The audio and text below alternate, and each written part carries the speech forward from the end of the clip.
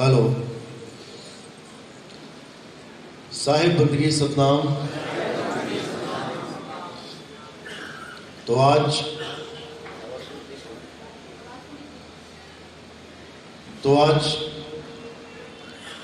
गाजियाबाद में परमात्मा के मूल ज्ञान का प्रचार हो रहा है। बहुत बड़े भाग हैं उन हंसों के जो इस मूल ज्ञान को अपने पूरे जीवन में एक बार भी सुन पाते हैं, और उससे भी बड़े भाग हैं उन जीवों के जो इस मूल ज्ञान को थोड़ा भी समझ पाते हैं। क्योंकि अगर थोड़ा भी समझ में आ गया तो समझो कि शुरुआत हो गई, और धीरे धीरे धीरे धीरे हर जीव उस परम अवस्था तक पहुंच जाता है, उस परमात्मा तक पहुंच जाता है। तो आज का सत्संग शुरू करने से पहले परमात्मा के नाम का जयकारा लगाएंगे। बोलिए परमपिता परमात्मा की, सदगुरु बंदी छोड़ कबीर साहिब की, सभी संतों की, सभी भक्तों की, आज के आनंद की, सकल हंस को बंदगी साहिब। तो जैसा कि आप सबको पता है कि अब वो समय आ चुका है जब घर घर होगा बोध विचारा। घर घर में, गांव गांव में, शहर शहर में केवल सतनाम की चर्चा होगी। उस नाम की चर्चा होगी जिस नाम के सिमरण से हमारी मुक्ति होगी। अब 52 अक्षर को हर घर में पहचान लिया जाएगा कि हम परमात्मा की जगह किसको पकड़ के बैठ गए। जब तक आपने 52 अक्षरों को नहीं जाना तब तक समझ लो कि कुछ भी हासिल होने वाला नहीं है। कोई राम जी की पूजा करे, कोई कृष्ण जी की करे, कोई हनुमान जी की करे, कोई कबीर जी की करे, रविदास जी की करे, नानक जी की करे, अच्छी बात है, कुछ ना कुछ कर रहा है। लेकिन जब कोई 52 की पूजा करने लग जाता है तो वो राम से भी दूर हो जाता है, श्याम से भी दूर हो जाता है, कबीर से भी दूर हो जाता है, नानक जी से भी दूर हो जाता है, रविदास जी से भी दूर हो जाता है, वो सबसे दूर हो जाता है। इसलिए सबको प्यास लगी है मालिक की। जैसे दुनियावी प्यास भी सबको लगती है, ऐसा कोई नहीं है इस दुनिया में, जानवर से लेके इंसान तक, जिसको प्यास नहीं लगी है। सबको प्यास लगती है। लेकिन अगर कोई पानी की जगह, पानी पीने की जगह पानी पानी रूपी 52 अक्षरों को जपने लग जाए तो सारी उम्र जपता रहे तब भी उसका गला कभी गीला नहीं होता। इससे कोई मतलब नहीं है कि कौन किसकी पूजा कर रहा है। कृष्ण जी भी आत्मा है, राम जी भी आत्मा है, हनुमान जी भी आत्मा है, शंकर जी भी आत्मा है, दुर्गा जी भी आत्मा है, कबीर साहब भी आत्मा है, रविदास जी भी आत्मा है, आप सब भी आत्मा ही हैं। बस अपनी अपनी अवस्था ऊपर और नीचे है। कोई जीव आत्मा है, कोई ब्रह्म आत्मा है, कोई परम आत्मा है। आत्मा सब है, इसमें कोई शक नहीं है। जैसे कोई सीएम है, कोई पीएम है, कोई अध्यापक है, कोई मोची है, कोई दर्जी है, लेकिन आदमी सब है। एक भी ऐसा नाम नहीं है जो आदमी नहीं है। सब आदमी है, लेकिन अपने अपने दर्जे के हिसाब से है। ऐसे ही छोटे से छोटा देवता और बड़े से बड़ा महादेव, ये सब आत्मा ही है, जिसके बारे में अर्जुन को समझाया गया कि हे अर्जुन, तू, मैं और ये राजा महाराजा, हम शरीर नहीं है, हम आत्मा हैं। ऐसा कोई समय नहीं था जब तू, मैं और ये राजा महाराजा नहीं थे, और ऐसा कोई समय नहीं आएगा जब तू, मैं और ये राजा महाराजा नहीं होंगे। सबको एक ही तराजू में, आत्मा के तराजू में तोल दिया गया, लेकिन हम फिर भी नहीं समझ पाए, और हम फिर शरीरों के चक्कर में सबको बड़ा छोटा करके बैठ गए। ये छोटा भगवान है, ये बड़ा भगवान है, ये उससे भी बड़ा भगवान है, ये देव हैं, ये महादेव हैं, हम बांट के बैठ गए, जबकि हम सब आत्मा हैं। अब इसी भेदभाव को दूर करने के लिए संत इस धरातल में बार बार आते हैं।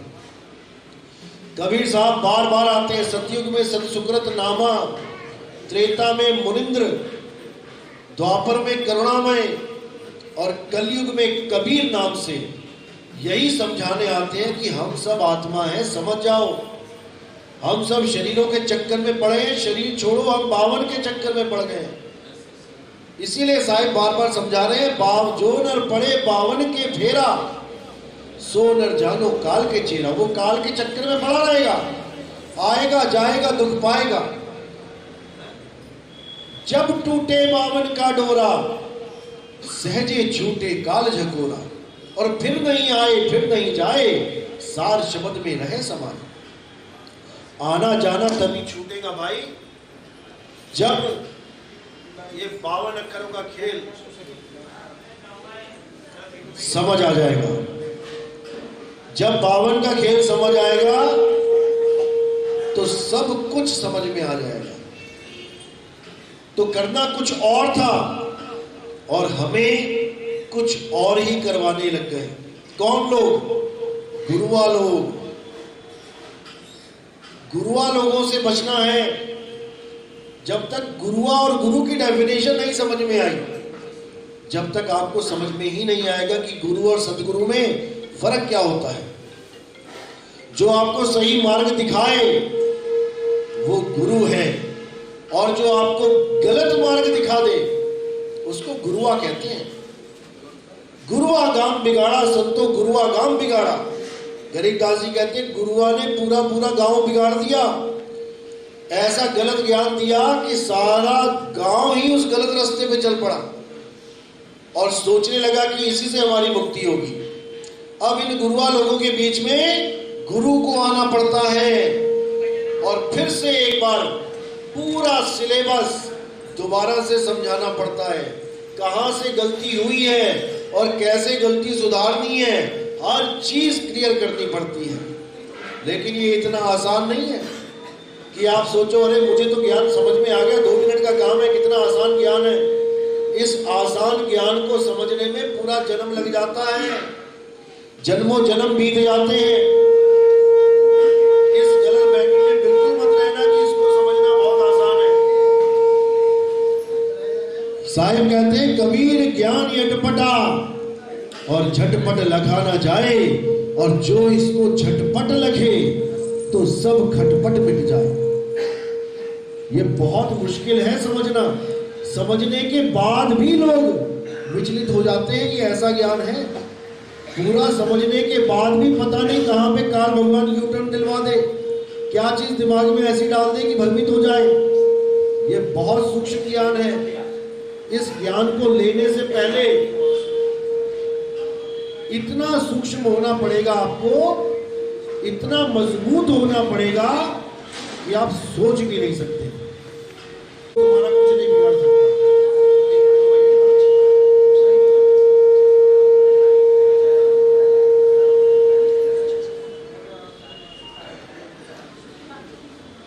तारों के आसपास बैठ जाए, क्योंकि सारी उम्र ये 52 तो पकड़ के बैठे हो। कोई कह दे कि राम राम करना छोड़ दो तो एकदम खलबली मच जाती है कि ऐसा कैसे हो गया, राम राम नहीं करेंगे तो राम कैसे मिलेगा। कोई कह दे कबीर कबीर करना छोड़ दो तो खलबली मच जाती है कि कबीर कबीर छोड़ देंगे तो कबीर को कैसे प्राप्त करेंगे। क्योंकि हमने वस्तु को प्राप्त करने का माध्यम ये मान लिया है कि वस्तु का नाम जपना पड़ेगा तब हमें वस्तु मिलेगी। ये इतनी बड़ी गलत फहमी पाल के हम लोग बैठे हैं जन्मों जन्मों से। सतयुग बीत गया, त्रेता बीत गया, द्वापर बीत गया, कलयुग आ गया, आज भी यही के यही बैठे हैं। क्यों बैठे हैं? क्योंकि जो गलती सतयुग में करी वही त्रेता में कर दी, जो त्रेता में करी वही द्वापर में कर दी, और जो द्वापर में करी क्या गलती हुई है?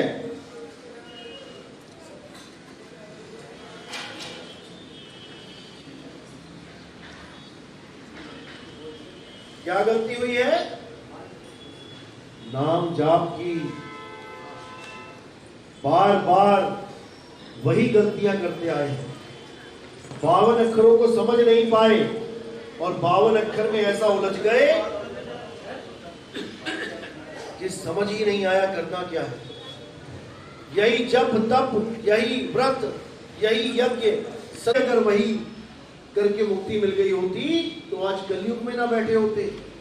और अगर कलयुग में भी वही काम करेंगे तो यकीन जानना दोबारा फिर यही बैठे मिलोगे। साहिब कहते हैं 52 अक्षर जोरे आन और सकिया ना अक्षर एक पहचान। 52 अक्षरों को जोड़ जोड़ के कितने ही नाम रख लिए हमने भगवानों के प्रेमवश। अच्छी बात है, प्रेम होना चाहिए, लेकिन कैसे रखे? 52 अक्षरों से जोड़ तोड़ करके। इसीलिए बोला 52 अक्षर जोरे आन सकिया ना अक्षर एक पहचान। सत का शब्द कबीरा कहे पंडित होए सुवन पै रहे। पंडित जन को यो विहार और ज्ञानवंत को तत्व विचार। जो ज्ञानी होगा वो तत्व को जानेगा, पानी पानी नहीं करेगा, पानी पीने की विधि जानेगा, पानी पानी नहीं जपेगा, कुआं खोदेगा पानी प्राप्त करेगा, किसी गुरु से भेद प्राप्त करेगा कि कैसे पानी मिले। तो कहते हैं पानी पानी जपते जपते प्यासा ही मर जाएगा, लेकिन पानी नहीं पाएगा। इसलिए पानी का भेद पहले गुरु से लेना है, विधि लेना है, उसके बाद तुम्हें वो वस्तु मिलेगी। साहिब कहते हैं वस्तु कहीं और ढूंढे कहीं, कैसे लागे हाथ और गुप्त वस्तु तब मिले, भेद ही लीजे साथ। भेद ही लीना साथ में और दीनी वस्तु लगाए। कोटि जन्म का पंथ था पल में पहुंचा जाए। पल में इसलिए पहुंचा जाए क्योंकि वस्तु बिल्कुल मेरे पास है। अगर वस्तु कहीं दूर होती, किसी पहाड़ पे होती, तो मुझे पहुंचने में बहुत समय लगता और ज्ञान समझने में बहुत समय लगता। लेकिन वस्तु मेरे पास है, बस मुझे ऐसा गुरु नहीं मिल रहा जो मेरी सूरत को मेरे ही पास पड़ी वस्तु तक पहुंचाए, मुझे भेद बताए, मुझे रास्ता बताए, कैसे मैं अपने ही घर में भूली हुई वस्तु को प्राप्त कर सकूं। अरे घर में पड़ी वस्तु नहीं सूझे, बाहर ढूंढन जासी, जल में मीन प्यासी, मोह देखत आवे हंसी। अब जितने गुरु मिल रहे हैं वो इस घर में पड़ी वस्तु को नहीं जान पा रहे, इसलिए तुम्हें दौड़ा रहे हैं। जाओ तीर्थ यात्रा करके आओ, जाओ किसी पहाड़ की परिक्रमा करके आओ, जाओ किसी मंदिर मस्जिद गुरुद्वारे में रोज चक्कर काट के आओ। और मंदिर मस्जिद गुरुद्वारे क्या कह रहे हैं कि वो वस्तु तेरे पास है, यहां तक आने की भी जरूरत नहीं है, वो तेरे पास है। वो ये ज्ञान दे रहे हैं। हनुमान जी ने क्या ज्ञान दिया कि राम जी सीता जी कहाँ है? उन्होंने किसी मंदिर का एड्रेस नहीं दिया, उन्होंने अपना सीना चीर के दिखाया कि मेरे राम मेरे जानकी मेरे पास हैं। ऐसे ही तुम्हारा परमात्मा भी तुम्हारे पास है, लेकिन तुम्हें तुम्हारी वस्तु का ज्ञान नहीं है, इसलिए तुम उसको प्राप्त नहीं कर पा रहे हो। और तुम्हारी सूरत भटक भटक के सारे संसार में विचरण कर रही है, इसीलिए तुम अचल नहीं हो पा रहे हो। क्योंकि आत्मा अचल है और जीवात्मा चलायमान है। तुम जीवात्मा बने पड़े हो, तुम्हें आत्मा हो जाना है। आत्म ज्ञान बिना जीव भटके, जीव भटक रहा है और आत्मा उस जीव को, भटकते हुए जीव को स्थिर कर देगी। लेकिन आत्म ज्ञान मिले तो, आत्म ज्ञान के नाम पे हमें किसी और के ही नाम जपवाए जा रहे हैं। आत्म ज्ञान के नाम पे हमें मंत्र ज्ञान दिया जा रहा है। आत्म ज्ञान के नाम पे हमें तीर्थ ज्ञान, मूर्त ज्ञान, पता नहीं कौन कौन सा ज्ञान पकड़ाया जा रहा है, लेकिन कोई आत्म ज्ञान की व्याख्या तक नहीं कर पा रहा। आत्म ज्ञान का मतलब होता है मुझे मेरा ज्ञान हो जाना, मुझे अपने आत्म स्वरूप का ज्ञान हो जाना। जैसे आत्म हत्या का मतलब होता है अगर मैं अपनी ही हत्या करूं, किसी और की हत्या करना आत्महत्या नहीं कहलाता। आत्म रक्षा, अपनी रक्षा करने को कहा जाता है, किसी और की रक्षा करने को आत्म रक्षा नहीं कहा जाता। आत्म निर्भर, अपने ऊपर निर्भर रहने को कहा जाता है, किसी और के ऊपर निर्भर रहने को नहीं कहा जाता। इसी प्रकार आत्म कथा, अपनी कथा लिखने को कहा जाता है, किसी और की कथा को लिखने को नहीं कहा जाता। इसी प्रकार आत्म ज्ञान, आत्म ज्ञान, अपने ही ज्ञान को प्राप्त करने के लिए कहा जाता है, किसी और के ज्ञान को प्राप्त करने के लिए नहीं कहा जाता। बस यही समझना है।